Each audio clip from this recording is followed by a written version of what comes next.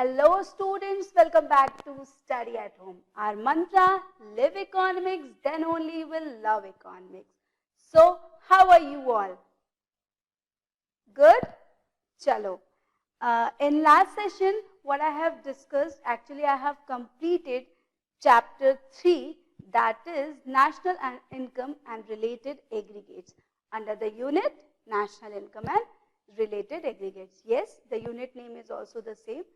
And the chapter name is also the same, means that national income and related aggregates. I have completed the chapter. I have taught you each and every concept, basic concepts of national income, and I have told you how to convert actually gross, domestic and other factor cost into market price, national and net concepts, okay, that I have told you.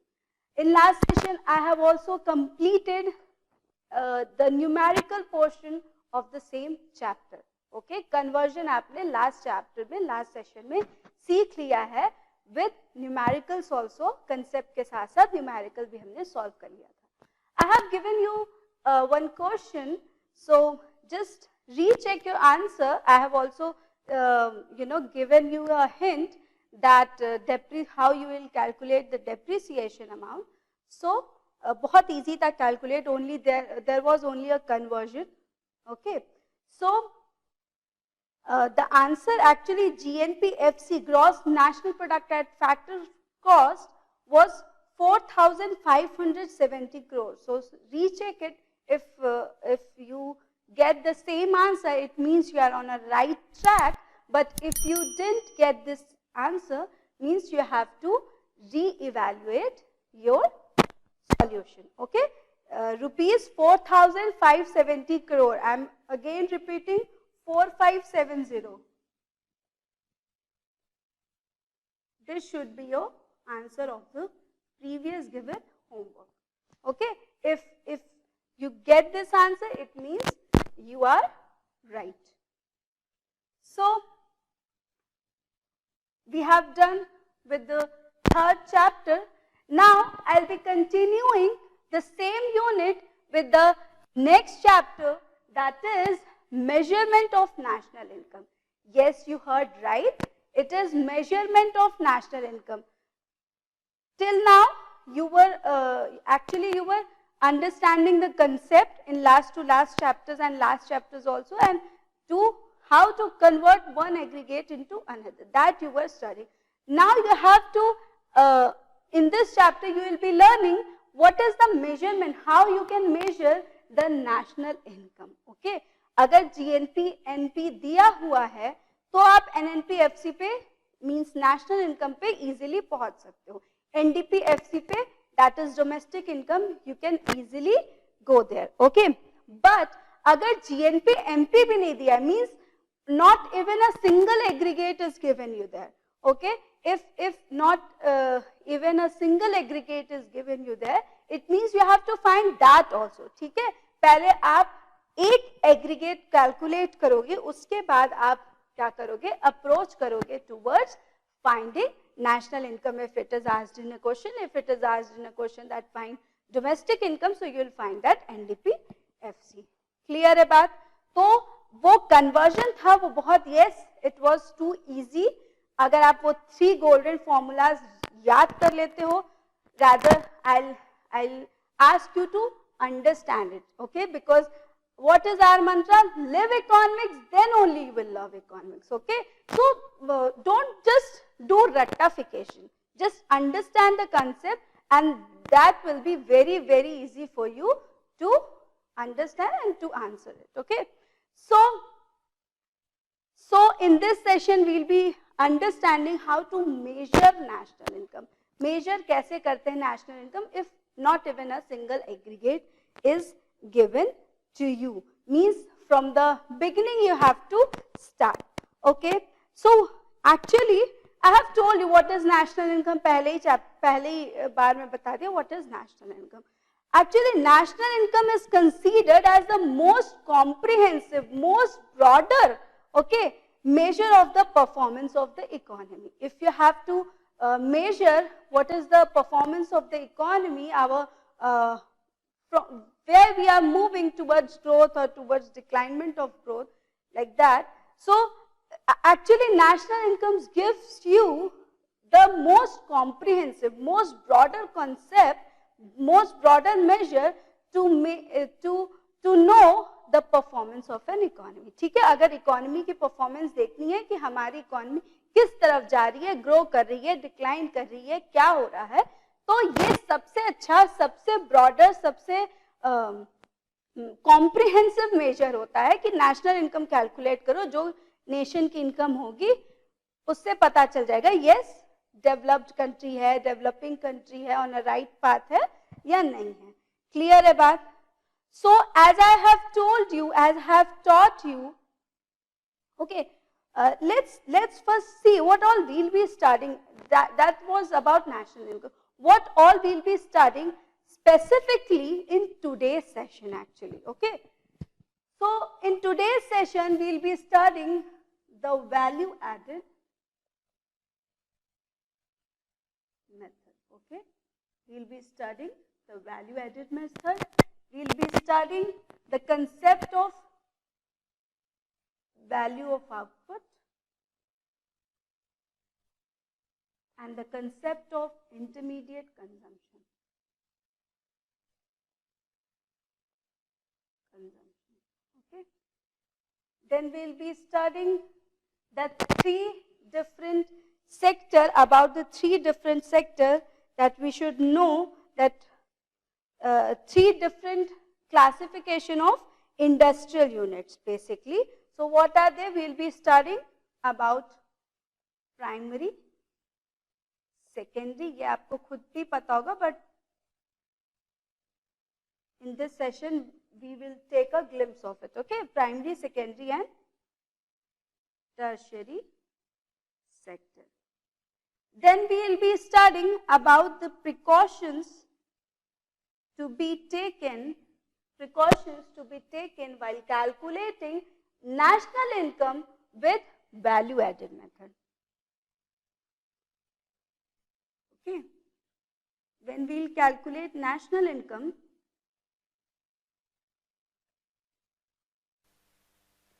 so what are the precautions we have to take while estimating national income through value added method. Before that we'll be also studying the steps to be followed,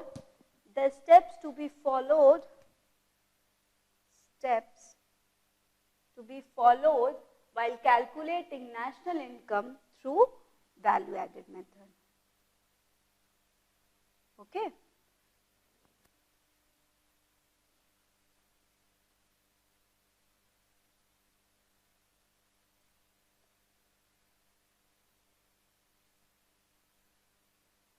Fine. What all we'll be studying, how to actually, what is value of output and how to measure value of output. We'll be studying what is intermediate consumption, how we measure intermediate consumption, then all these three sectors, then steps of value addition method, then precautions that we have to take. Then we'll be studying in today's session the problem of double counting.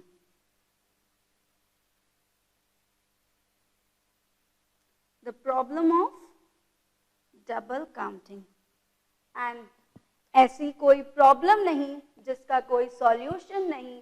So problem of double counting and how we solve actually the problem of solution, basically solution of double counting, okay. Solution of problem of double counting.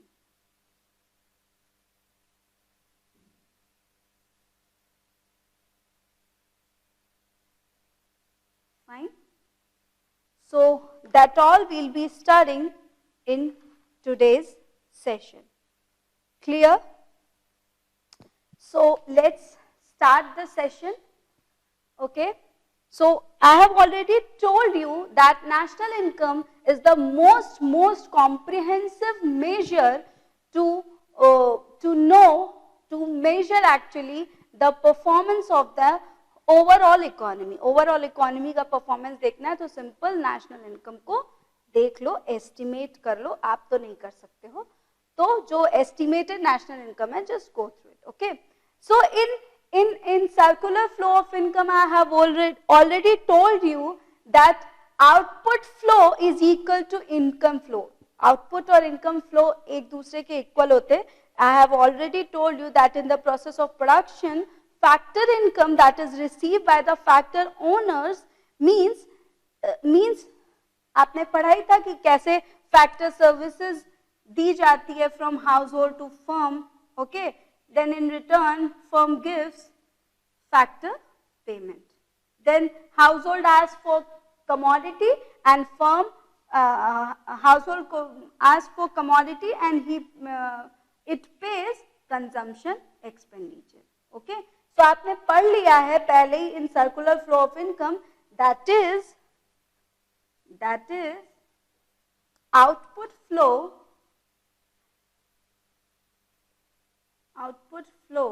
is equal to income flow.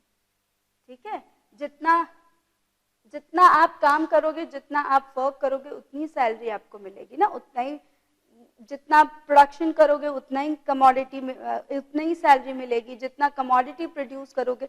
So output flow is equal to income flow that we have already studied. Okay, so national income of a country can be measured from 3 different methods. I have already, when I have taught you the circular flow of income, in that I have taught you the 3 phases of circular flow of income. 3 phases पढ़ाए थे circular flow of income के. That was production phase,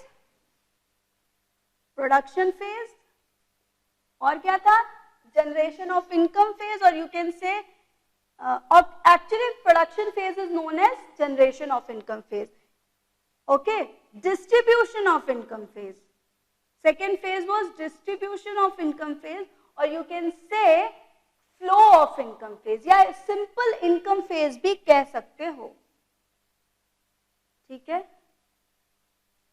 Third phase was disposition of income और expenditure phase. Expenditure phase या disposition of income phase हम बोलते थे. ये पढ़ा था फर्स्ट चैप्टर में, पढ़ा था ना. There I have taught you that from these 3 phases of circular flow of income we will be deriving the 3 different methods to calculate national income, and these methods are, पहला method of first method of calculating or estimating national income is product method, or we can also say it as value added method. Okay, maybe your nickname is different, your real name is different, अलग अलग नाम हो सकते हैं. ठीक है, friends कुछ और नाम भी रख देते हैं ना, मम्मी पापा प्यार से और कोई नाम रख देते हैं. ठीक है, तो एक चीज के कई सारे नाम हो सकते हैं. तो product method, today's topic, that is value added method, is also known as product method. तो कंफ्यूज बिल्कुल नहीं होना है, because all the 2 of them are same. Okay, then production phase से प्रोडक्ट मेथड या वैल्यू एडेड मेथड तो मिल गया. Then second is distribution of income phase था, तो सिंपल है, income method. Okay, and the third is expenditure method. Okay, disposition of income को ही एक्सपेंडिचर भी कहते हैं, so expenditure method. So basically these are the 3 methods to estimate national income. Okay, product method, that is also known as value added method, then income method, then expenditure method. Other 2 methods we will be discussing in next session, but today's topic is only value added method. I'll be discussing value added method only in this particular session. Okay, now you will ask me कि ma'am ये सब पढ़ना है क्या? means we can use any one method. Okay, कोई भी एक method use करेंगे तो yes, if you will use any one method you will get the same value of national income. Remember या note down करके लिख दो, yes you are true that with all these three methods you will get the same value of national income. But अपने से तो कुछ class 12th में अपने से तो कुछ यूज करोगे नहीं तो क्या होगा? See, which method you have to use to estimate national income? Ma'am ये वाला इजी है ये यूज कर लें, ये वाला टफ है ये छोड़ दें, नहीं.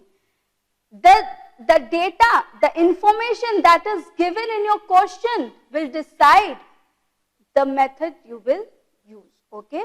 या तो क्वेश्चन में दो तरीका हो सकता है, या तो क्वेश्चन में क्लियरली दिया हुआ है that use value added or product method, और one thing is कि या तो डायरेक्ट दिया हुआ है या तो I'll be discussing what are the components of value added method. तो value added method के ही components दिए हुए हैं, उसी का फॉर्मूला लगा सकते हो और कोई फॉर्मूला नहीं लगा सकते हो. तो you so the available data, the available information will in the question will decide which method you have to use to estimate national income. ठीक है, बात क्लियर है?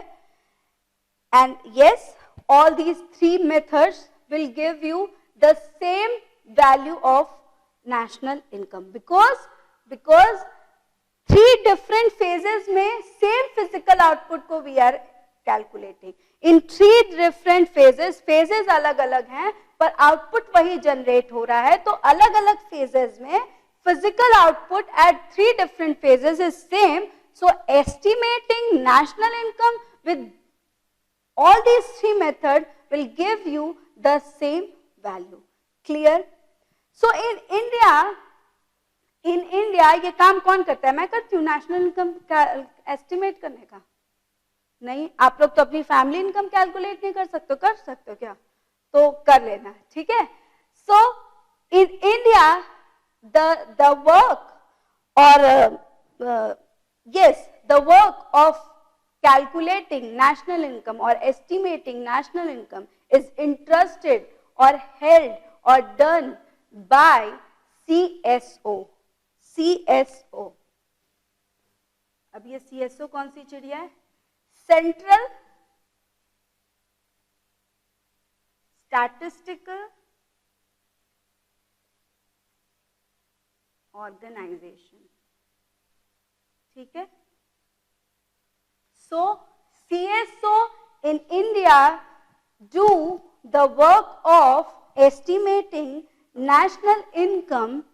Okay, so CSO stands for Central Statistical Organization. वो organisation centre की जो statistics में work करती है, डेटाज में वर्क करती है. Clear? Then see what is value added method. Simple words में okay, what is value added method? Simple word में बताऊं तो एक एग्जाम्पल लेती हूँ. Okay, as I have promised you कि first we'll be understanding the concept, then we together will be defining it in a proper sentence, ताकि हम exam में लिख सकें. समझना इम्पोर्टेंट नहीं है, to pen it down is very important for the exam purpose, but समझना बहुत जरूरी है. So what is value added method? Value added से कुछ समझ में आ रहा है? In your class 11th you have studied the marginal concept. Marginal का concept पढ़ा था, addition का concept पढ़ा था, पढ़ा ही होगा. 11th में इकोनॉमिक्स पढ़ा है तो, because 11th में बिना इकोनॉमिक्स पढ़े 12th में तो पढ़ोगे नहीं. ठीक है. So the value added method is basically the value that is added to the production of the by the production unit to the raw material or a intermediate goods. ये सब क्या बोल रही हैं? चलो एक एग्जाम्पल लेके बताते हैं. ठीक है. A is a producer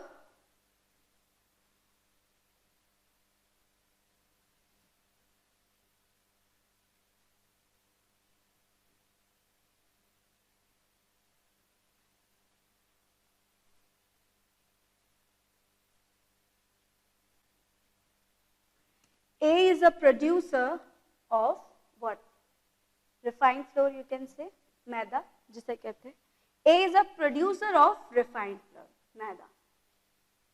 He or she will, or A is a firm, कह सकते हो. It will sell it to a baker. ठीक है. B is a baker. B baker है. ठीक है. उसने खरीदा क्या? रिफाइंड फ्लोर खरीदा. ठीक. Then B sell it to what? To whom? Pizza का ही अच्छा एग्जाम्पल होता है. ठीक है. डोमिनोज को भेज दिया, या हम लोकल पिज्जा की बात करते हैं. पिज्जा प्रोडक्शन कंपनी को भेज, सेल आउट कर दिया. That is C. Okay. And C ने देन किसे सेल आउट किया? टू द फाइनल कंज्यूमर या बायर कह सकते हो. Clear? So A to B, B to C, C to buyer कह सकते हो. ठीक है. बायर के पास वो पिज्जा चला गया. तो ए ने जो मैदा है, रिफाइंड फ्लोर है, उसे मे बी उसे फ्री मतलब उसने घर में उसको बनाया होगा. ठीक है. उसके पास होगा. ठीक है. या उसने भी किसी से खरीदा होगा may be. So let's suppose कि उसने कुछ भी मतलब उसने घर में बनाया तो उसका कुछ कॉस्टिंग उसमें नहीं लगा है. So A will sell the refined flour to B amount rupees 50 crore, 1000 जितना भी लगाना है लगा लो. 50 लाख लगा लो, 1000 लगा लो, करोड़ लगा लो, जितना लगाना है. ठीक है. Because you are studying macroeconomics. So 50 का बेचा, सेल आउट किया बी को. B is a baker. B ने सी को सेल आउट किया. ठीक है. तो क्या मैदा ही सेल आउट कर देगा? तो क्या फायदा? नहीं. बी क्या करेगा? उस मैदे को लेगा, उसका ब्रेड बनाएगा और सेल आउट करेगा. Yes, I am talking about pizza bread. यहाँ पे हम पिज्जा ब्रेड की क्योंकि उसके कंटिन्यूएशन की बात करें. ठीक है. तो पिज्जा ब्रेड बनाएगा and he will add what he will add? he will add 10 rupees, you can say, and he will sell to C in 60 rupees. Okay. ठीक है. 50 रुपीज उसका मैदा बनाने में मैदा का था और उसने नहीं 50 उसका फ्री में 50 रुपीज में उसने मैदा सेल आउट किया. Maida the refined flour will be sell out to C in 60 rupees and 10 rupees he will add bread बनाने में उसको जो मेहनत लगी होगी. देन सी ने क्या, जो बेकरी शॉप वाला है वो ब्रेड लेता है, उस पे टॉपिंग्स है, कैप्सिकम है, अनियन है, ऑरिगेनो है और बहुत कुछ है. ठीक है. I am not here to tell you, cooking classes हम नहीं कर रहे हैं कि मैं बताऊंगी क्या क्या इंग्रेडिएंट पड़ेंगे. ठीक है. सो जो भी इंग्रेडिएंट है उसमें ऐड ऑन किया. ठीक है. इसने भी मेहनत लगाई होगी तभी तो ब्रेड बना, मशीन का यूज किया होगा. देन सी ने क्या किया कि उस ब्रेड को लिया, उस पर टॉपिंग्स डाली. ठीक है. And then sell it to final buyer. हाँ. तो उसका जो 60 से उसने उसे सेल आउट किया 80 रुपीज में. ओके. और 20 रुपीज उसका टॉपिंग्स. 20 रुपीज का तो टॉपिंग्स नहीं मिलता है, आप लेने जाओ तो बहुत चीज वगैरह बहुत कॉस्टली होता है. सो यू विल ऐड इट. ठीक है. सो ये जो 10 रुपए ऐड हुआ, 20 रुपए ऐड हुआ, ये क्या है? Value addition. What is this? Value addition.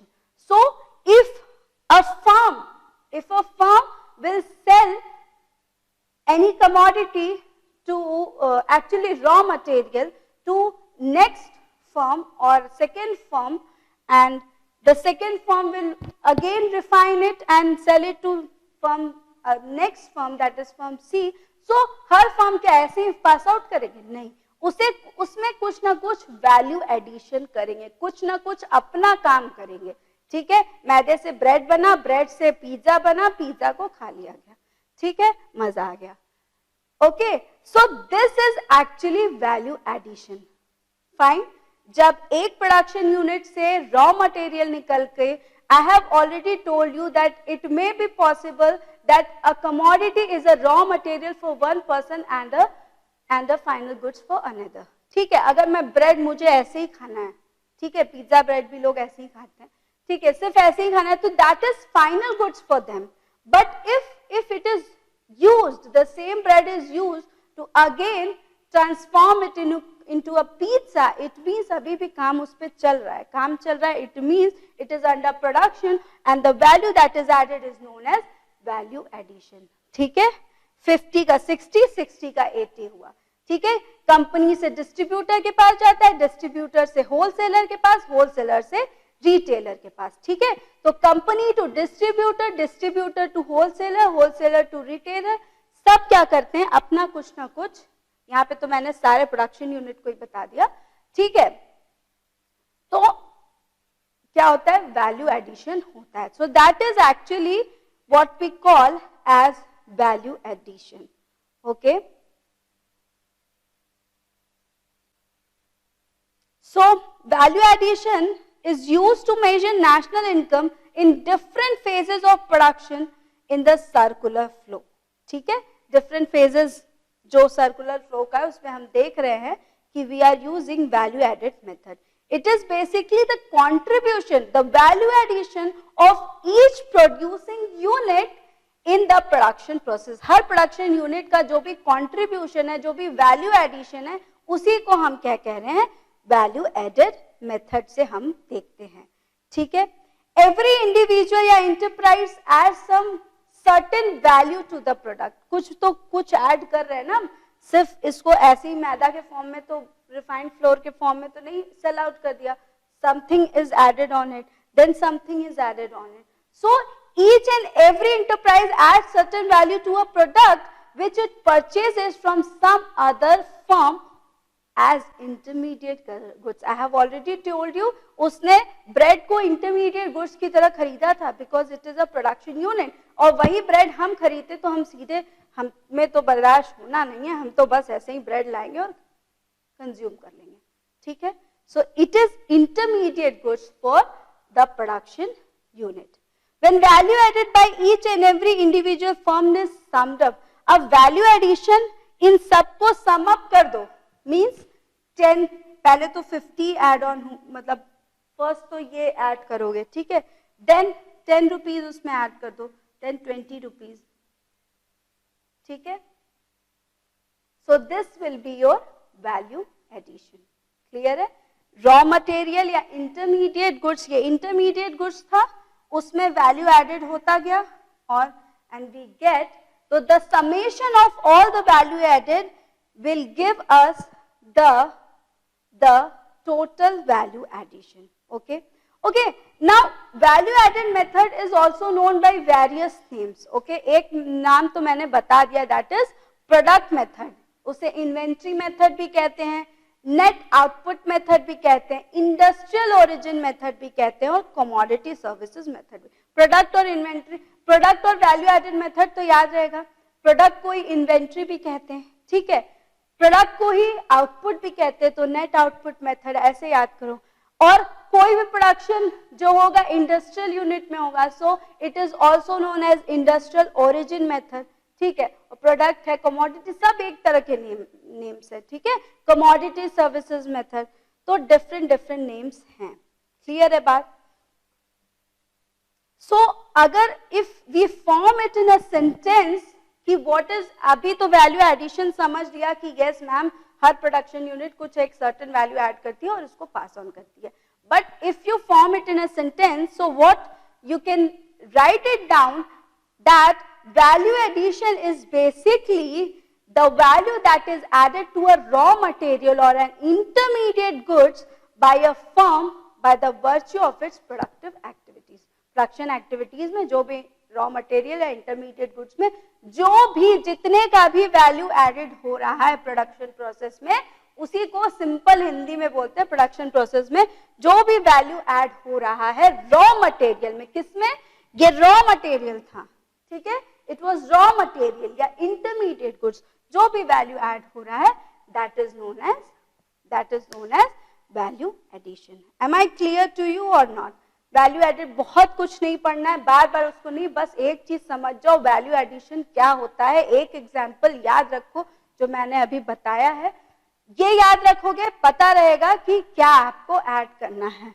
I have not added this one, I have not added. हाँ, इंटरमीडिएट कंजम्पशन को ऐड किया, इंटरमीडिएट गुड्स के वैल्यू को ऐड किया, but only the value actually the amount that is added वही add होगा. Final goods बार बार फिर ऐड नहीं होगी, वरना क्या प्रॉब्लम होगी, I will be discussing you later on. ठीक है, तो वैल्यू एडिशन होता क्या है ये तो समझ गए. कोई डाउट नहीं होना चाहिए कि वैल्यू एडेड क्या होता है. कोई भी रॉ मटेरियल या इंटरमीडिएट गुड्स पे जो भी क्या होता है प्रोडक्टिव प्रोसेस में जो भी वैल्यू ऐड होता है उसी को, या कंट्रीब्यूशन होता है कंज्यूमर का, अरे प्रोड्यूसर का, sorry, so that is known as value addition. Now value added method, तो ये तो पढ़ लिया कि मैम ठीक है वैल्यू एडेड मेथड का डेफिनेशन तो हो गया, एग्जाम्पल से भी समझ लिया. Now what, how will calculate, क्योंकि ये सब मेजरमेंट कहाँ है, measurement of national income, it means you have to measure each and everything. आपको फॉर्मूला पता होना चाहिए. So what is the formula of value added method?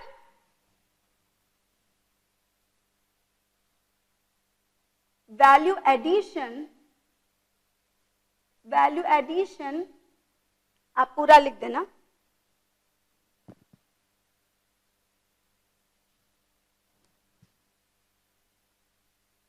Value addition is equal to value of output minus value of output minus intermediate consumption. Clear? Any doubt? So value added का formula क्या है? Value addition is equal to, value addition कैसे निकालोगे? Value of output में से intermediate consumption जो है उसको लेस कर दोगे. ठीक है, जो भी फाइनल वैल्यू होगी आउटपुट की उसमें से जो इंटरमीडिएट कंजम्पशन है उसको लेस कर दोगे, तो then you will be getting the value of value added. Okay, so what is value of output? ठीक है, value addition is equal to value of output minus intermediate consumption. ठीक है, तो वैल्यू एडिशन निकालेंगे कैसे? Value of output, suppose the pizza is for rupees 700. ठीक है, 700 का पिज्जा है.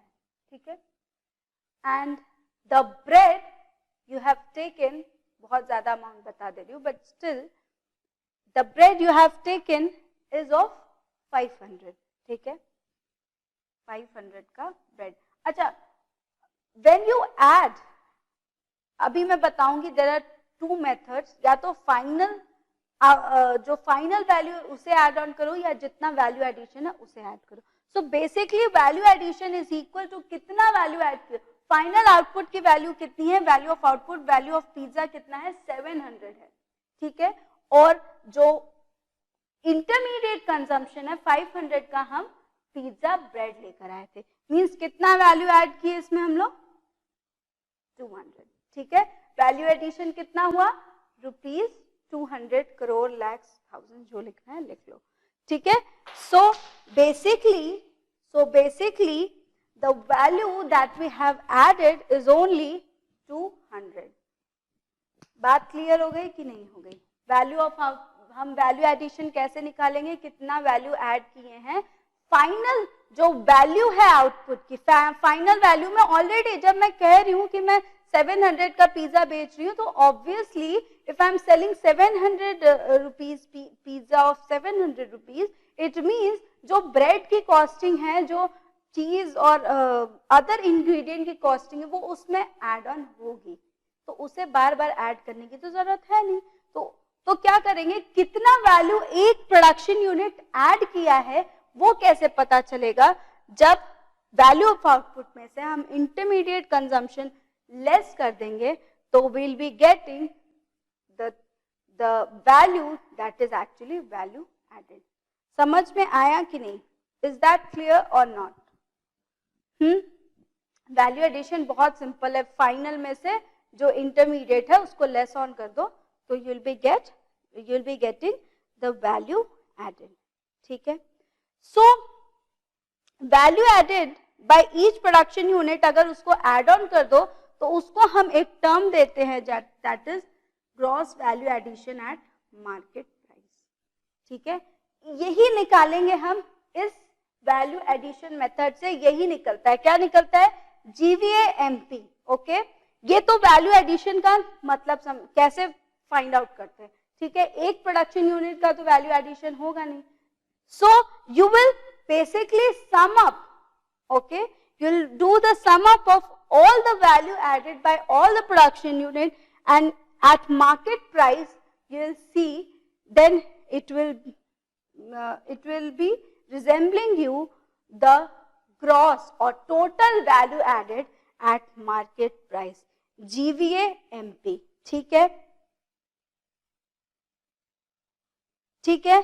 तो जो ये 200 है, अगर इसमें और भी यूनिट्स और भी प्रोडक्शन यूनिट का एड ऑन हुआ होगा, so that is actually GVAMP, gross value addition at market price. Okay.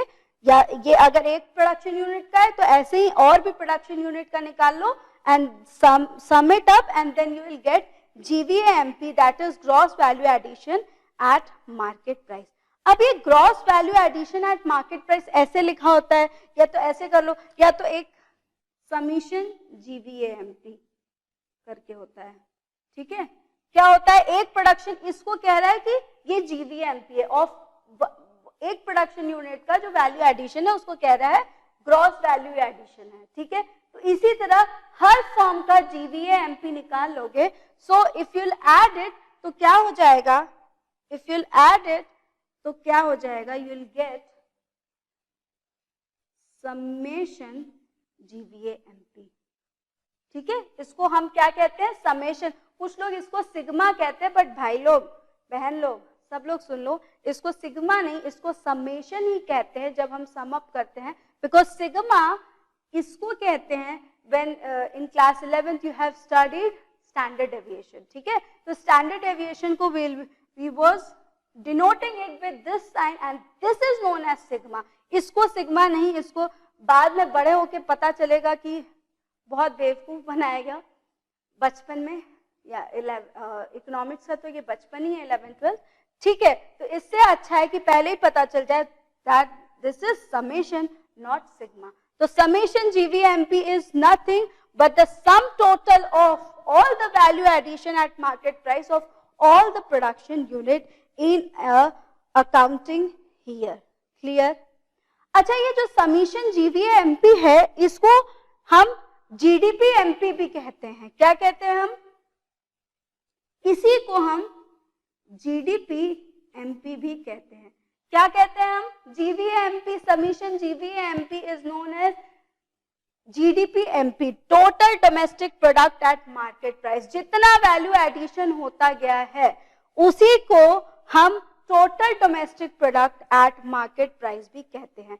तो कंफ्यूज नहीं होना है. From value addition method you will be getting summation GVAMP. जब आप कैलकुलेट करोगे तो वैल्यू एडिशन मेथड से आपको, वैल्यू एडिशन से देख रहे हो क्या मिल रहा है आपको? क्या मिल रहा है वैल्यू एडिशन मेथड से? समेशन GVAMP मिल रहा है. और समेशन GVAMP कुछ नहीं है बल्कि दिस इज GDPMP. क्या मिल रहा है? GDPMP. वाव, बहुत खुश हो गए ना, क्योंकि एक तो एग्रीगेट मिला GVAMP. मैम ये क्या है? What is GVAMP? We don't know what is GVAMP. We know what is GDPMP. Yes, now we are satisfied that we can calculate NNPFC. okay. अब हम कैलकुलेट कर सकते हैं क्योंकि आपने सिखा दिया है कि यस ग्रॉस से नेट पे कैसे जाते हैं, डोमेस्टिक से नेशनल और मार्केट प्राइस से फैक्टर. अब हम निकाल लेंगे, कम से कम कुछ तो मिला. तो yes, this is what we call GDPMP. so summation GVAMP is nothing but GDPMP. अब इंटरमीडिएट कंजम्पशन बताने की जरूरत है क्या? व्हाट इज इंटरमीडिएट कंजम्पशन अलग से मैंने बता ही दिया है. When you use some raw material, okay, to transform it into a final product, so it is known as intermediate goods. और उसके consumption को intermediate consumption और उस पे होने वाले expenditure को intermediate consumption expenditure. कोई problem? In last sessions I have already told you, कुछ last session में बताया था what is intermediate goods. तो intermediate goods जो raw material होते हैं जिसमें further transformation is still needed. इस bread में अभी उसको पिज्जा बनना बाकी था, ठीक है? So it depends on its use, not of product. Product पे depend नहीं करता, उसके use पे depend करता है. So this is intermediate goods, and when you consume it, it is known as intermediate consumption. When you नहीं, you means intermediate consumption कौन करता है?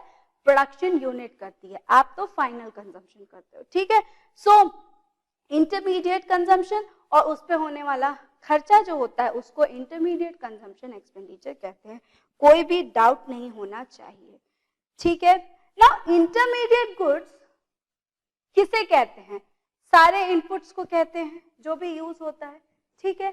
तो अगर हम कहें, अच्छा, intermediate goods, all those inputs whose value is actually added to the value of output, ठीक है? मैंने बताया ना 50 में कैसे ऐड हुआ, अभी लास्ट एग्जांपल्स में बताया, that how in 700 500 is already included. 700 में 500 तो already included है ना, इस 700 में 500 already included है. So actually intermediate goods is a raw material or an input whose value is actually merged with the value of final goods. Final goods की value के साथ उसकी value जुड़ी होती है, इसमें इसकी value मिली हुई है, इसको अलग से add करने की 500 को जरूरत हमें नहीं है. कैसे? पिज्जा और ब्रेड वाला एग्जांपल तो दे दिया, ठीक है, कि 700 if the value of pizza is 700, सो आपको चीज की, ऑरिगेनो की एंड कैप्सिक सबका वैल्यू अलग से ऐड ऑन करने की जरूरत नहीं. If a pizza is sell out for the 700 rupees, ठीक है, बहुत सस्ता बता रही हूँ बट स्टिल, ठीक है, तो 700 रुपीज का अगर पिज्जा, तो उसमें आपको अलग से सारे इंग्रेडिएंट ऐड करने की जरूरत नहीं, उसकी वैल्यू ऐड करने की जरूरत नहीं, because it is already added in the value of final goods. अच्छा, तो हम कहेंगे ठीक है मैम, हमने मशीन से बनाया पिज्जा ब्रेड, तो क्या वो भी हमारी इंटरमीडिएट कंजम्पशन हुई? नो नो नो, बिल्कुल नहीं, वो हमारी इंटरमीडिएट कंजम्पशन हो ही नहीं सकती, बिकॉज हम कह रहे हैं intermediate consumption is the one in मतलब whose value is actually merged or added with the value of output. तो क्या मशीनरी 50 लाख की है तो उससे बना रहे हो ब्रेड, ठीक है, पिज्जा ब्रेड, तो क्या 50 लाख उस ब्रेड की वैल्यू में ऐड कर सकते हो? बिल्कुल नहीं करते हो. और ना ही वो that pizza bread actually that machine is transformed into pizza bread. क्या वो मशीन पिज्जा ब्रेड में ट्रांसफॉर्म हो जाती है? ट्रांसफॉर्मेशन तो होता नहीं, वो मशीन है तो वो मशीन ही होती है, ना उसकी वैल्यू ऐड होती है ना वो ट्रांसफॉर्म होती है, वो जो है वो वही रहती है. तो it is basically capital goods. उसको क्या कहते हैं हम? कैपिटल गुड्स कहते हैं, ना कि इंटरमीडिएट गुड्स कहते हैं. जो मशीनरी होती है उसकी वैल्यू को हम ऐड ऑन नहीं करेंगे. So all those inputs, all those intermediate goods जो ट्रांसफॉर्म होता है, पिज्जा ब्रेड पिज्जा में एक्चुअली ट्रांसफॉर्म हुआ, इसीलिए उसकी वैल्यू ऐड हो रही है. मशीनरी ट्रांसफॉर्म नहीं हो रहा है पिज्जा में, ऐसे ऐसे ऐसे मशीन को ऐसे करो और उसको पिज्जा बना दो. ऐसा हो सकता है क्या? नहीं हो सकता. So it is not added, उसकी वैल्यू भी ऐड ऑन नहीं होती है. दैट्स व्हाई इंटरमीडिएट कंजम्पशन का कंसेप्ट आपको बहुत क्लियर होना चाहिए कि मशीन की वैल्यू ऐड नहीं होगी, बट जो रॉ मटेरियल लग रहे हैं, जो ट्रांसफॉर्म हो रहे हैं, जिनकी वैल्यू मर्ज हो रही है वैल्यू ऑफ फाइनल आउटपुट के साथ, उसे हम इंटरमीडिएट कंजम्पशन कहते हैं. कोई डाउट? कोई डाउट मत रखना, ठीक है. नाउ अब क्या कहते हैं कि इंटरमीडिएट कंजम्पशन जो है वो क्या? Raw material. तो raw material is raw material is only available in our country. ऐसा है क्या कि रॉ मटेरियल सिर्फ हमारी कंट्री में मिलता है? ऐसा तो है नहीं. मे बी फ्रेंच फ्राइज बनाना है, ठीक है, थोड़ा सा चेंज कर देते हैं. फ्रेंच फ्राइज बनाना है. I want potato from USA only, ठीक है, हमें यूएसए का ही पोटैटो लाना है, वहीं से फ्रेंच फ्राइज बनाना है, ठीक है. कुछ पोटैटो यहाँ का भी हो जाए. So intermediate consumption or raw material is not only from a domestic territory, it can be imported. Import भी हो सकता है, but ये ध्यान रखना है कि this intermediate consumption, the value of raw material or intermediate goods, अगर सिर्फ इस फॉर्म में दिया हुआ है, it means इसमें domestic और imported, import का मतलब तो समझते ही हो, ठीक है, जब कमोडिटी हम बाहर से मंगाते हैं और बाहर भेजते हैं, सेल आउट करते हैं, तो सॉरी उसे क्या कहते हैं, एक्सपोर्ट कहते हैं. Clear?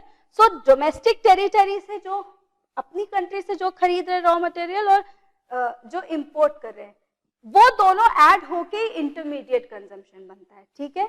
If it is specifically given in a question that the raw material is purchased from India and okay, उसकी वैल्यू अगर 500 दी हुई है और it is said that the imported raw material value to rupees 200, तब आप क्या करोगे? तब सिंपल है कि आप दोनों को ऐड ऑन कर दोगे.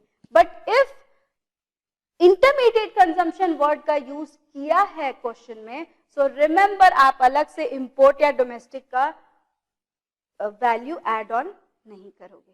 ओके, अगर ये दिया है तो ये ऐड ऑन नहीं करोगे. If domestic value of raw material from domestic territory specifically given है, तब इंपोर्ट की भी वैल्यू उसमें ऐड करोगे. क्लियर है बात? Any doubt? No doubt? Sprite clear है, बट ऑल क्लियर नहीं होना चाहिए, समझ में आना चाहिए, कंसेप्ट क्लियर होना चाहिए. ठीक है? So let's take some cases. कैसे केसेस? इंटरमीडिएट कंजम्पशन आपका दिया हुआ है 1200 rupees. 1200 rupees is given as your intermediate consumption. ठीक है? Intermediate consumption आपका 1200 rupees दिया हुआ है.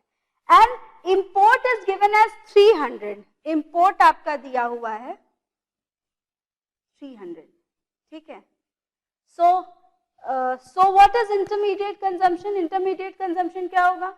इस फर्स्ट केस में intermediate consumption दिया हुआ है, तो दिया हुआ है तो दिया हुआ है ना, इसमें क्या ही करोगे.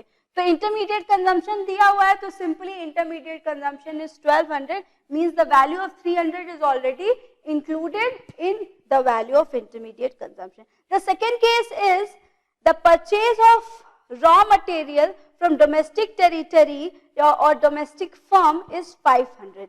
ठीक है? रॉ मटेरियल जो परचेज किए from a domestic firm is costing rupees 500. ठीक है? 500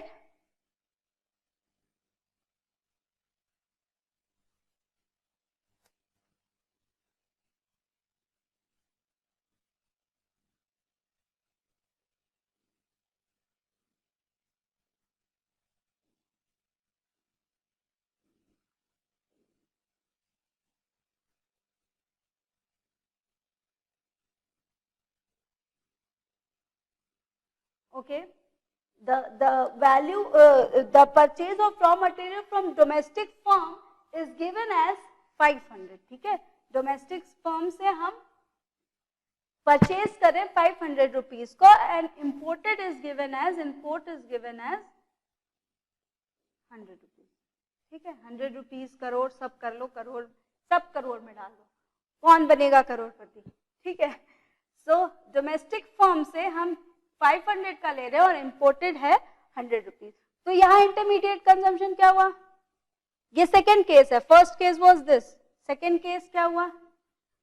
इसमें intermediate consumption you will be calculating. कैसे? 5 + 100 कर दो. ठीक है? 600. So this will be your intermediate consumption. Third case देखो, the purchase of raw material is 1000. अब इसमें नहीं बोल रहा है, इंटरमीडिएट कंजम्पशन भी नहीं बोला है, ना डोमेस्टिक बोल रहा है, ना कुछ बोल रहा है. Only it is given that the purchase of raw material, purchase of raw material दिया हुआ है 500 मान लो. 500 है, ठीक है, या 1500 कुछ भी मान लो. And imported is given as 200. ठीक है? इंपोर्ट दिया हुआ है अब क्या मैम, ना इंटरमीडिएट कंजम्पशन दिया है ना डोमेस्टिक दिया हुआ है, तो क्या करेंगे? Purchase of raw material. Raw material is purchased either from domestic firm or a foreign firm. It doesn't matter. Raw material को purchase कर रहे हैं 500 में, तो import उसको add नहीं करेंगे. क्या करेंगे? नहीं करेंगे. ये 500 का 500 ही रहेगा. इसमें import item add नहीं होगा because raw material is raw material. Intermediate consumption करके दे या रॉ मटेरियल, इंटरमीडिएट कंजम्पशन को ही तो रॉ मटेरियल कहते हैं. ठीक है. So this was about that. Okay. Now the value this, अच्छा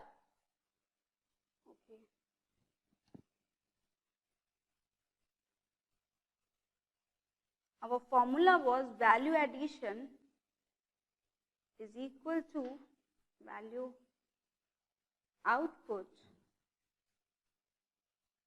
minus intermediate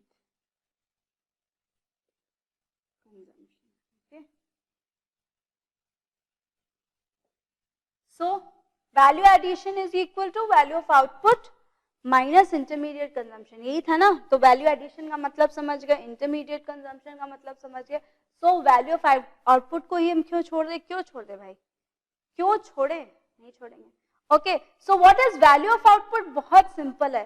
जो फाइनल वैल्यू है of all the goods and services produced, the market value, basically the market value of all the final goods and services produced during a period of 1 year या 1 accounting year, उसे हम कहेंगे value of output. तो value of output क्या है? जो market price होती है सारे फाइनल गुड्स और सर्विसेज की, जो एक ड्यूरिंग एन अकाउंटिंग ईयर या ड्यूरिंग 1 ईयर जो भी प्रोड्यूस हो रहे हैं, उसे हम कहेंगे वैल्यू ऑफ आउटपुट. ये तो बात रही वैल्यू. आपको पता है किसी चीज की वैल्यू उसकी मार्केट प्राइस को, उसको जो भी उसकी मार्केट प्राइस रहती वही उसकी वैल्यू रहती है. ठीक है. तो ये तो पता है. Now how you will calculate value of output? अब इसको कैलकुलेट करना सीख गए. वैल्यू ऑफ आउटपुट को भी simple in question it is not given that find out national income from value addition method, और वैल्यू ऑफ आउटपुट आपको दे देगा उठा के, इंटरमीडिएट कंजम्पशन दे देगा. इतना सिंपल देगा तो 2 नंबर में देगा? नहीं देगा. इतना सिंपल नहीं देगा. तो इंटरमीडिएट कंजम्पशन समझ गए. वैल्यू ऑफ आउटपुट कैसे निकालते हैं वो देखते हैं. सो वैल्यू ऑफ आउटपुट अगर निकालना है,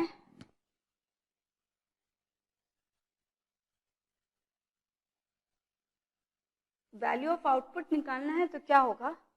वैल्यू ऑफ आउटपुट एक तो तरीका हो सकता है सेल्स. सेल्स दिया हुआ है आपको, सो सिर्फ सेल्स दिया हुआ है क्वेश्चन, और कुछ नहीं दिया हुआ है. इट मींस जो वैल्यू है आउटपुट की इज इक्वल टू सेल्स हो जाता है. क्या हो जाता है? Value of output is equal to sales. जितना भी आप सेल आउट करो, 5 लाख का अगर सेल आउट किया है तो क्या हो जाता है? वो 5 लाख का सेल आउट किया है तो वो हो जाता है सेल्स. ठीक है. एक ऐसे दे सकता है, एक कैसे दे सकता है?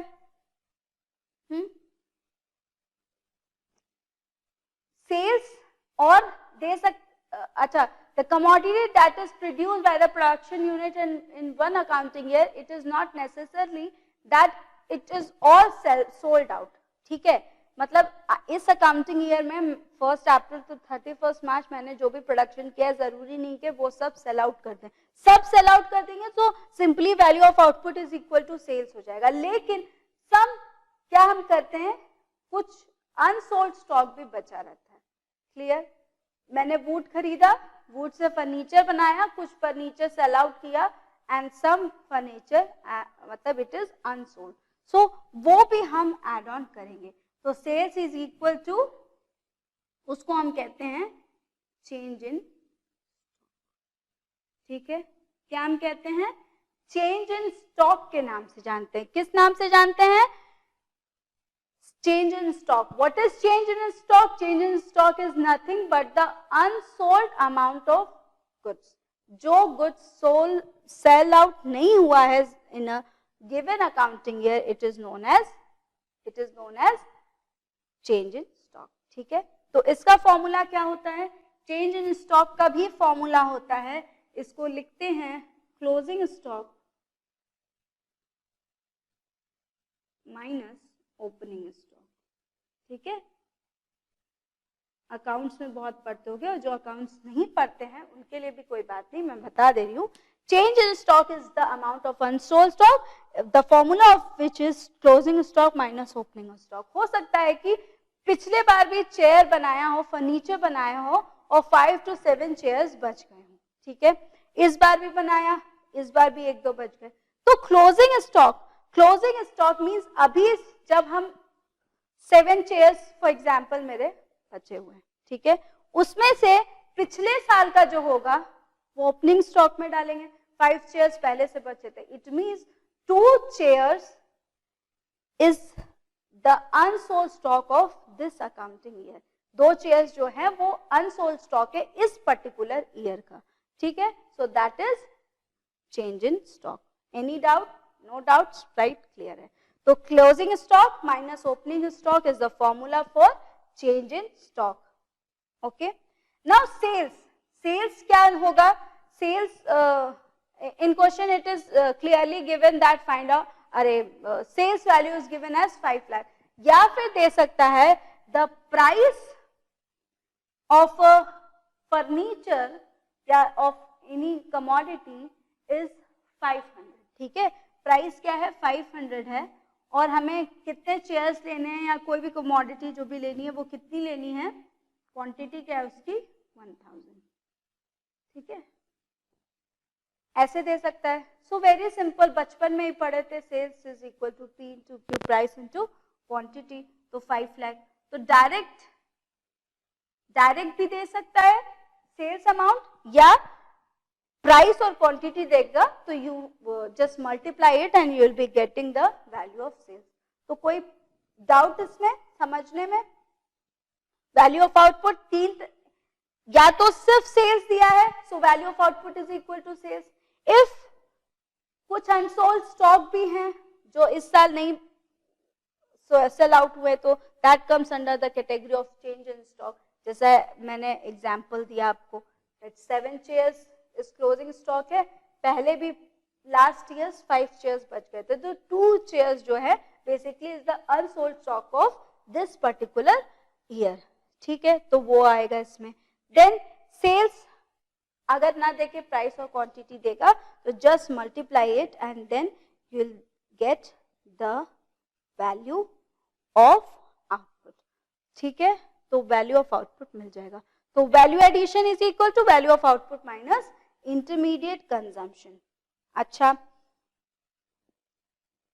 लाइक इन इंटरमीडिएट कंजम्पशन हम कह रहे थे कि इंपोर्ट सारा जरूरी नहीं है, all the raw material will be purchasing from our domestic firm, some amount of raw material will be purchasing from foreign firms also. उसी तरह के सेल्स में क्या करेंगे कि all the items are sold out in a domestic territory only. Domestic territory में ही सारा फर्नीचर बेचेंगे, ऐसा तो जरूरी नहीं है, हमें बहुत कमाना है, हमें बहुत ही कमाना है, तो हम क्या करेंगे? उसका एक्सपोर्ट शुरू कर देंगे।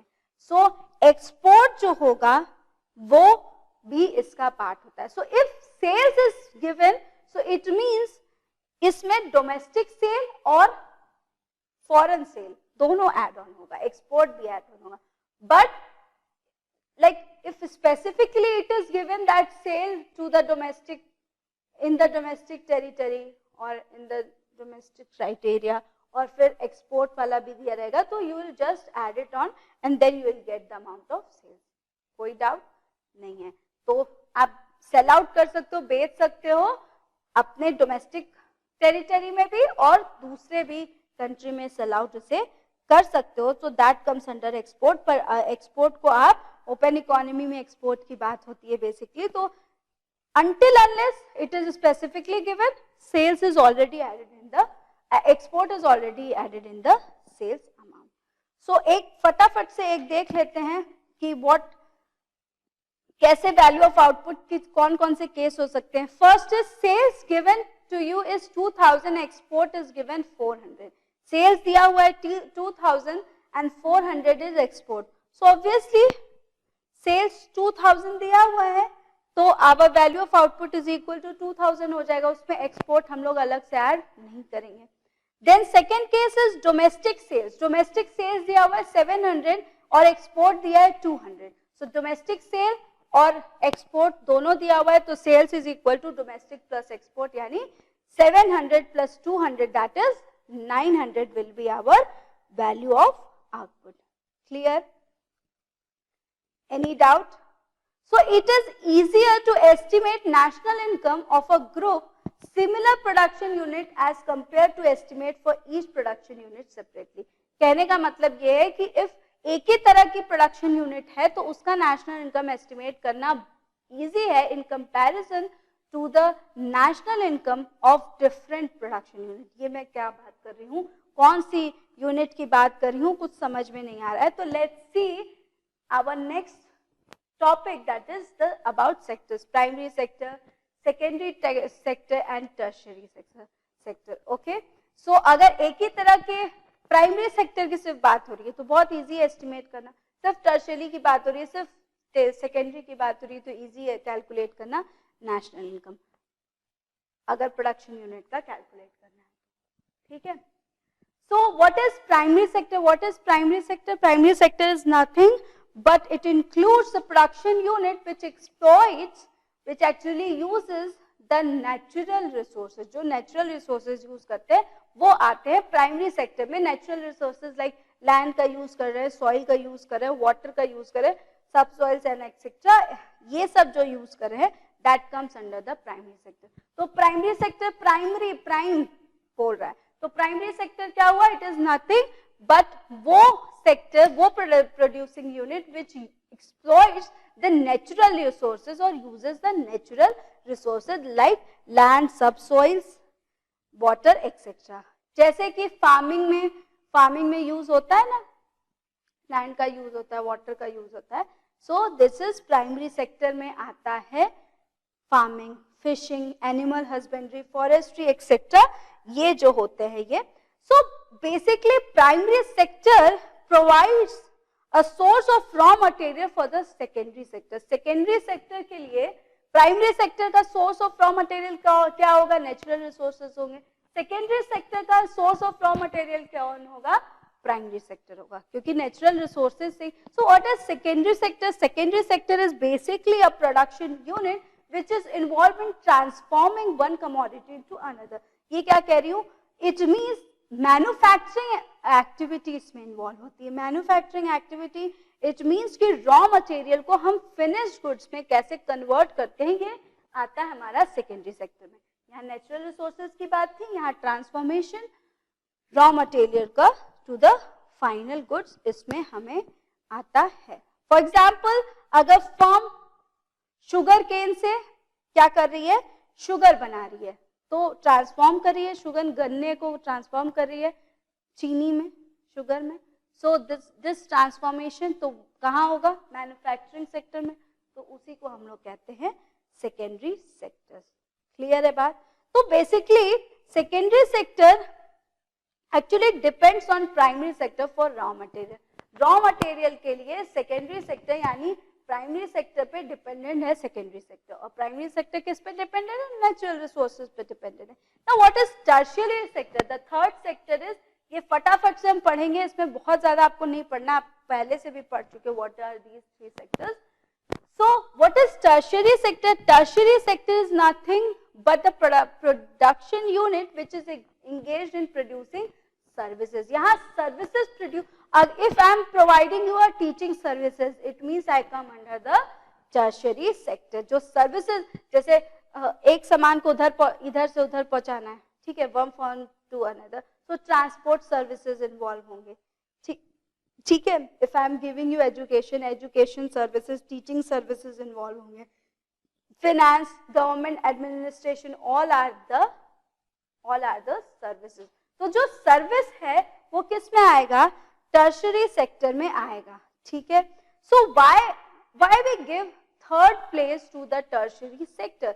Because its growth, the growth of the tertiary sector basically depends on growth is primarily depends on primary and secondary sector. Primary और secondary sector पे tertiary sector का growth depend करता है. कैसे depend करता है? मुझे teaching service provide करनी है, but there is no furniture, there is no podium, there is no marker, there is no board. Okay? Manufacturing sector wood से क्या बनाता है? Podium बना दिया. ठीक है? So wood किस में आता है? Primary sector में, because it is non-natural resources. Then secondary sector में wood is transformed to podium. और tertiary sector जो मैं service, I am providing you the service, comes under the tertiary sector. So I depend on primary and secondary sector. मैं wood direct wood लाके भी मैं पढ़ाना शुरू, यहाँ पे wood रख दिया और पढ़ाना शुरू कर दिया, ऐसा तो नहीं है. ठीक है? तो इसीलिए I need podium means secondary sector, or secondary sector needs primary sector. So all are means tertiary sector are dependent on two of them, and secondary sector is dependent on primary sector. So these were the all three sectors. Okay. So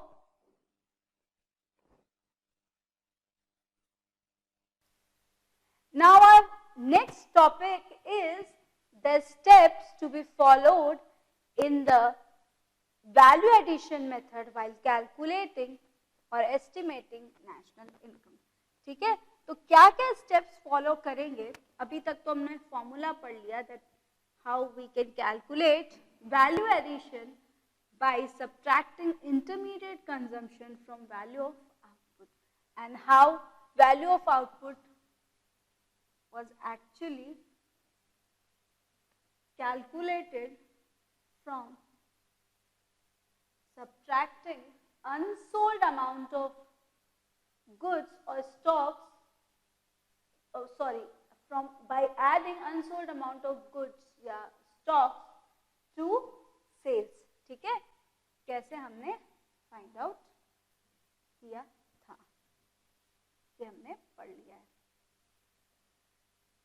So let's see what are the steps you can follow while calculating national income from value addition method. So first step will be identify and classify the production unit. Okay. Steps of value addition or product method. So first step is what? First step is to identify and classify the production unit. Identify and classify the production unit. Okay, I use the short forms and abbreviation, but you have to use full name so that you can get good marks in examination. No shortcut in examination. Okay, and the second step is estimate GDP at NP. Estimate GDP at NP, and the third step is to estimate NNP FC. The third step is to estimate NNP FC. ठीक है? कुछ books में you will be getting 4 steps that find NDP FC पहले निकालो, means domestic income, then calculate national income. ये भी हो सकता है, but आप direct NNP FC भी निकाल सकते हो. ठीक है? Steps लिखने को नहीं आएगा, समझने को means questions you have to solve from that. So just understand the concept. So first step is to identify and classify the production unit. आपको identify करना है that under which category, under which sector actually the work or national income is generated. ठीक है? कौन सी category में generate हो रहा है, primary sector में, secondary और tertiary. So identify it and classify the production unit under primary, secondary and tertiary sector. Clear about? So what you will do, gross value addition you will be doing of 3 sectors. Okay? You will be doing the GVAMP of 3 sectors, that is gross value addition at market price of primary sector. Then उसमें add करोगे what? GVAMP of secondary sector. Then you will add GVAMP, that is gross value addition at market price of the tertiary sector. ठीक है, tertiary sector का आप find out करोगे.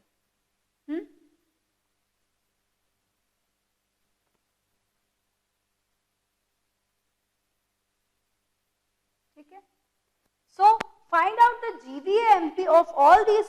First identify and classify the, first identify कौन से sector में लाई करेगा, then classify it primary sector. जब identify कर लोगे तो then classify primary sector, tertiary sector, secondary and tertiary sector. Then what you have to do, just add it on, sum it up. Okay, GVAMP को जब आप sum कर दोगे, then what you will be getting is summation GVAMP. क्या मिल जाएगा जब इन तीनों को प्राइमरी सेकेंडरी टर्शियरी सेक्टर के cross value addition at market price को you add, so you will get summation GVAMP, and this summation GVAMP is nothing but GDPMP. So how you will calculate GDPMP? GDPMP कैसे calculate होगा? इन्हीं तीनों को summation कर दोगे तो you will be getting GDPMP.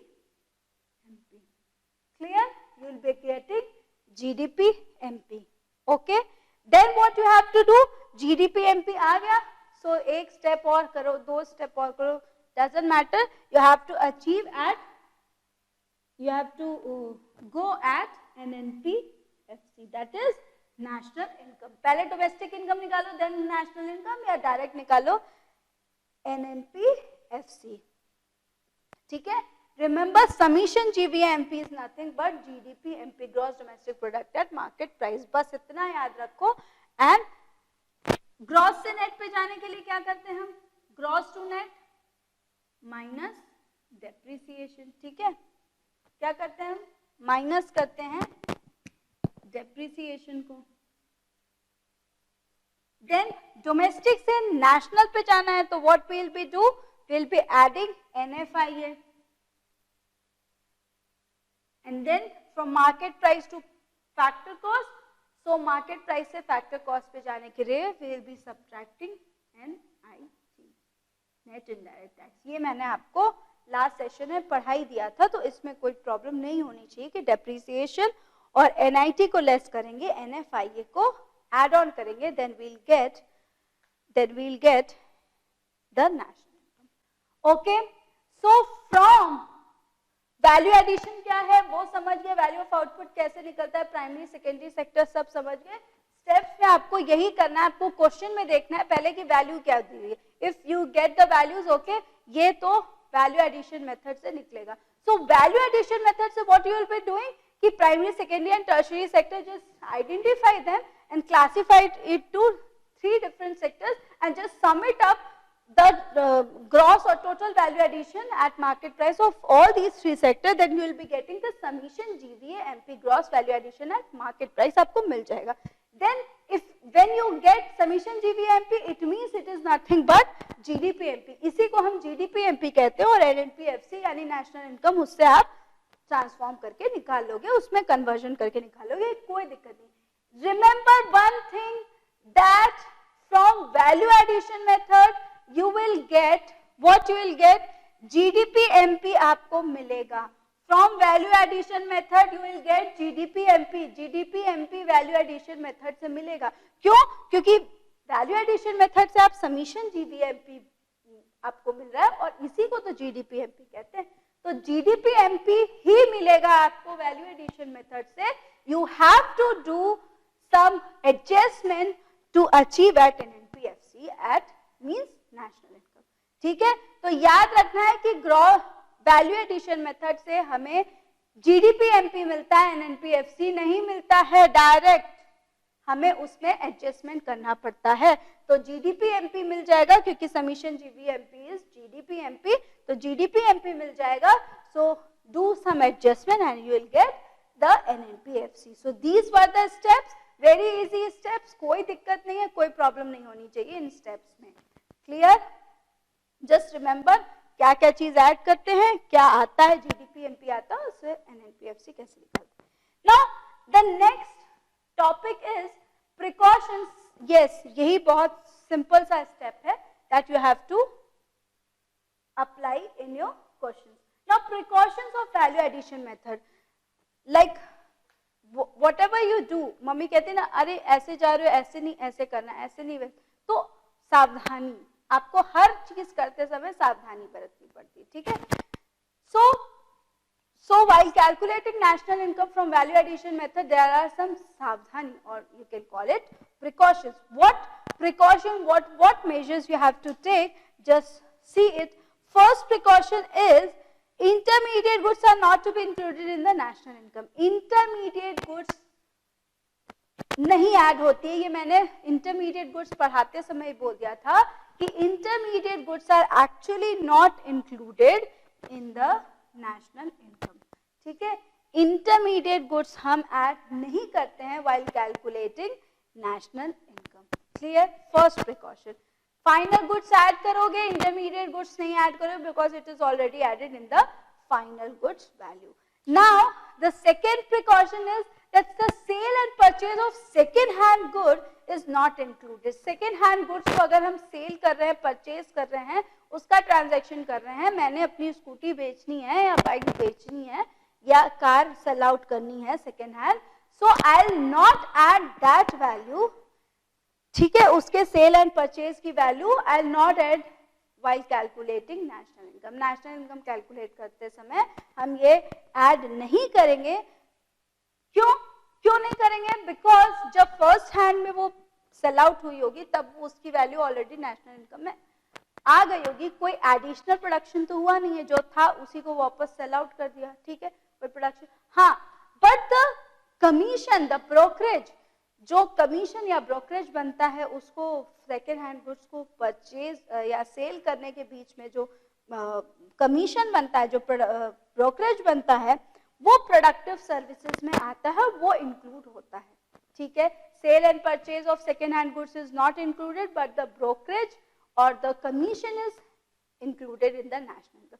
क्यों भाई? उनका काम ही है, ब्रोकर्स का काम ही है एक चीज से दूसरे को रीसेल करवाना. तो जब रीसेल करवाना उनका काम ही है तो वो प्रोडक्टिव सर्विसेज, वो तो सर्विसेज प्रोवाइड कर रहे हैं ना, प्रोडक्टिव सर्विसेज प्रोवाइड उनका काम है. ठीक है? फैक्टर इनकम है एक तरीके से उनका.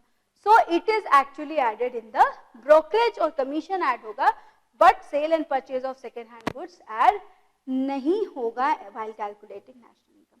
Now production of services for self consumption या domestic services are not included. ठीक है? अगर प्रोडक्शन आप करते हो कोई सर्विसेज का या डोमेस्टिक यूज के लिए कोई सर्विसेज का यूज करते हो तो वो इंक्लूडेड नहीं हुआ. If I am teaching economics to my younger brother or younger sister, it will not be included in the national income. क्यों नहीं include होता भाई? क्यों नहीं include होता है? Because उसे calculate ही नहीं, उसे estimate ही नहीं कर सकते, उसकी कोई price ही नहीं लगा सकते ना. Like सबसे अच्छा example एक होता है कि housewife, ठीक है? housewife मम्मी अगर खाना बनाती है तो क्या उसकी वैल्यू, उसको monetary form में आप convert कर सकते हो? Is it possible? उनकी services को, ठीक है, मम्मी अगर खाना बना के बहुत अच्छा टेस्टी वाला खाना बनाती हैं तो आप कहते हो yes mummy, if we sell it out in the market we will get the maximum benefit, मतलब मैक्सिमम मॉनेटरी बेनिफिट उस खाने की वैल्यू. बट द क्वालिटी जो उन्होंने सर्विस प्रोवाइड की है, ओके, इट इज प्राइसलेस. उसकी कोई प्राइस ही नहीं हो सकती है. ठीक है? तो अभी अब आज से जो लोग भी हाउसवाइफ को अच्छा नहीं समझते हैं वो ये सुन लो that even government is unable to find or estimate their value. ठीक है? उनकी सर्विसेज की वैल्यू तो गवर्नमेंट भी फाइंड आउट नहीं कर सकती, इसीलिए तो नेशनल इनकम में सब कुछ ऐड होता है but the services of the housewife is not added. Okay? Self services, क्योंकि वो बच्चों को घर में हम लोग की मम्मी लोग जो खाना बना के उसको हम मॉनेटरी वैल्यू दे ही नहीं सकते. Is that clear? So production of services for self consumption के लिए अगर कोई सर्विसेज प्रोवाइड की जा रही है तो वो नेशनल इनकम में इंक्लूड नहीं होगी. Even even if I am teaching my younger brother, तो मैं उसको अलग तरीके से, अलग क्या मीन्स कोई टाइमिंग नहीं रहेगी उसकी, मैं कभी भी उसको पढ़ाऊंगी, क्लियर है। सो इट इज इनवैल्यूएबल, वो मुझे वैल्यू नहीं कर सकता that yes I will pay you for this, okay, because it is for the services that is I am giving in on a means domestic service है वो, ठीक है। उसकी कोई मार्केट वैल्यू नहीं होती है, उसकी मार्केट वैल्यू कैलकुलेट करना बहुत डिफिकल्ट होती है, even government can not calculate, so it is not added in the national income accounting, ठीक है। वो मार्केट प्लेस पे कभी जाता ही नहीं है, नॉन मार्केटेड ट्रांजैक्शन होते हैं, ठीक है, घर में ही बनाया, घर में ही खा लिया, ठीक। सो बट नोट करके लिख लो, डिस्क्लेमर करके लिख लो जो कुछ भी, कि यही if you hire a maid to come to your home and मतलब वो मेड आती है और आपके लिए चपातीज बनाती है या जो भी, ठीक है, तो उस मेड को आप वैल्यू देते हो तो उसकी वैल्यू है। सो आप अपनी कार ड्राइव करते हो, उसकी कोई वैल्यू ही नहीं है भाई, आपको कौन पैसा देने जा रहा है, कोई वैल्यू ही नहीं है। आप अपने तरीके से, आपको अपनी जान का, अपने लाइफ का वो होना चाहिए, ठीक है। So what so if you are driving your own car, it is not included in national income. If you are making chapatis for your own self or for your family, it is not included. But if somebody is a maid working in some other's home, so their value is included.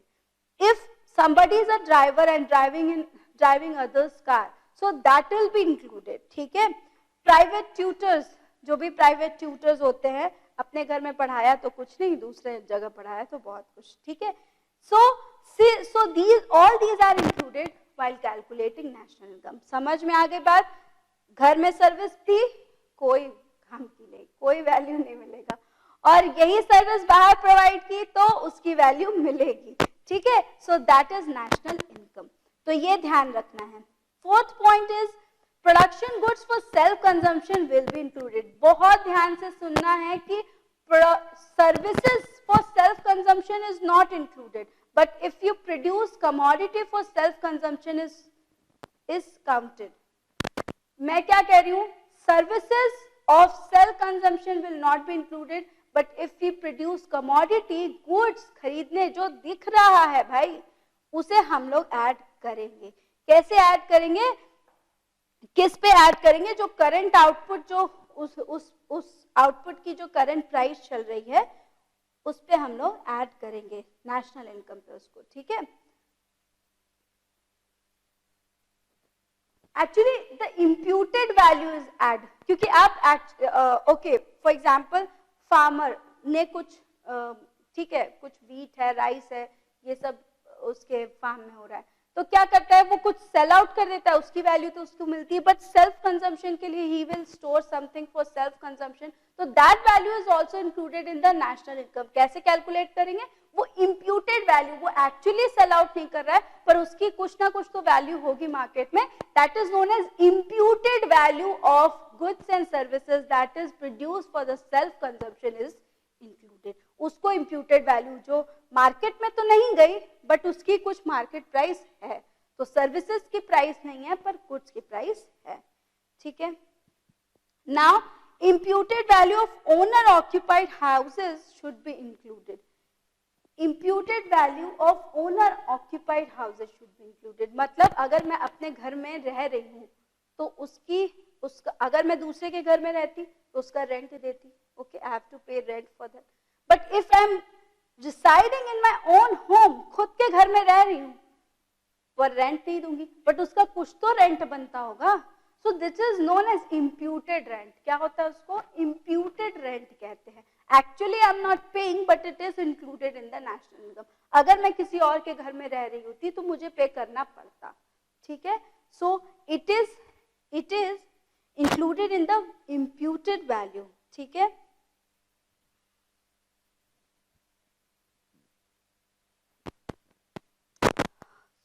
इसको imputed rent name से हम जानते हैं। अपने ही घर में रहते हैं, उसकी कुछ मार्केट वैल्यू होगी, तो मार्केट वैल्यू के बेसिस पे उसकी वैल्यू निकालते हैं और वो नेशनल इनकम में इंक्लूड होता है clear.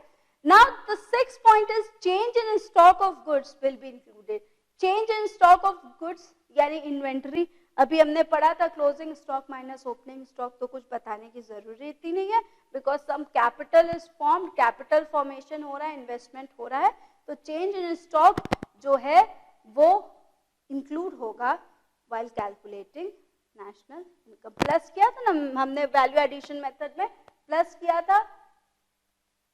While calculating value addition, we have added unsold amount of goods. ठीक है, closing stock minus opening stock. तो उसी को हम कह रहे हैं change in stock. Clear है? वो capital formation करता है, इसीलिए हम उसको add on करेंगे. Clear? तो services add नहीं होती हैं, but ये बहुत ही important है कि ये question क्योंकि पूछ देता है. Services नहीं include होती है, but the production of goods for self consumption is included. Production goods का wheat rice अपने जमीन पे वो कर सो आउट कर रहे हो, so it will be included. But अगर मम्मी किचन में खाना बना रही हैं या आप अपने ही घर में गार्डनिंग कर रहे हो तो वो इंक्लूडेड नहीं होगी. वही गार्डनिंग करके you will make for suppose you make the bouquet from that flowers and you will sell it out, तो उसका अमाउंट होगा. But if you doing gardening for yourself, आपको अच्छा लगता है गार्डनिंग करना, फूल अच्छे लगते हैं देखने में, तो आप वो करोगे और उसकी वैल्यू ऐड नहीं होगी नेशनल इनकम में. Gardening is also a service जो अपने लिए भी की जा सकती है. Now the next topic is, ये हो गए precautions. Now the next topic is double counting problem. Double counting problem is very easy, very important and very easy. Problem of double counting. कोई चीज को दो बार काउंट मत कर दो. And as I said, if the value of a commodity is 700, it means the pizza का जो bread है, the 500 rupees is already included in 700. So don't repeat it. Do not repeat it again and again. Okay? So अगर एक बार ये add हो गया तो दोबारा ये 700, 500, then you then the problem of double counting will occur. So एक ही बार उसे, अच्छा डबल काउंटिंग की प्रॉब्लम तो समझ गए कि only the final value of goods and services, final value 700 को बस ऐड ऑन करेंगे, तो ये हो गई डबल काउंटिंग की प्रॉब्लम. ठीक है. सो एज आई सेड, हर प्रॉब्लम का solution, if there is a problem it means it has a solution. हर प्रॉब्लम का सोल्यूशन होता है. So what is the solution for how you can avoid double counting problem? तो पहली चीज तो ये कर सकते हो कि फाइनल आउट, पहला तो मैंने बता दिया that just see the final value of output. Final output method से, उसको फाइनल आउटपुट मेथड भी कहते हैं. फाइनल वैल्यू जो है आउटपुट की दैट इज 700, उसे ले लो, या फिर वैल्यू एडेड मेथड का यूज करो. वैल्यू एडेड मेथड का जो भी वैल्यू उसमें ऐड हो रहा है, जैसे 100 प्लस 500 प्लस अगेन 100, तो या तो वैल्यू एडिशन मेथड ले लो तब भी 700 आ जाएगा, या तो direct final value. So first method is to avoid the problem of double counting. First method is use the final output method. Final output method का use करो, final output का value ले लो, या value added method का use करो. Means only the addition that is done by one production unit to another, सिर्फ added value add कर लो. ठीक है, तो ये problem अगर नहीं होगी. ठीक है, ओके. तो sum of value added is equal to sum of factor income. ये बताने की जरूरत नहीं है कि जितना वैल्यू एडिशन आप करोगे, जितना मैं सर्विसेज प्रोवाइड करूंगी, accordingly I will get the income. Okay. Land, labour, capital, entrepreneur, all are the factor services. Basically they will get the income according to the services they will provide. So value added is equal to factor income. जितना value addition करेंगे, जितना pizza में ingredient डालेंगे, उसके हिसाब से we'll be getting factor income. So this was all about today's session. In this session we have studied that there are three methods of national income, calculating national income, which is derived from the three phases of circular flow of income. So first जो method है, जो production method, that is also known as value added method, वही हमने इस session में cover up किया है. In next session I'll be covering two more method. So all these what we have covered in today's session. ठीक है, कोई doubt नहीं है. In next session, I'll be discussing with you the next, not next chapter, not next unit, but the next method of calculating national income. बहुत ज़्यादा लंबा हो गया, but it's okay because board exam है तो छोटी मोटी चीज़ तो पूछेगी नहीं. Okay, so be prepared for the next session. It will be short. Okay, एक मेथड समझ गए तो नेक्स्ट समझना बहुत इजी हो जाएगा. Clear? So till then, bye bye. Have a great day ahead. Remember our mantra: live economics, then only you will love economics. And yes, don't forget to study at home.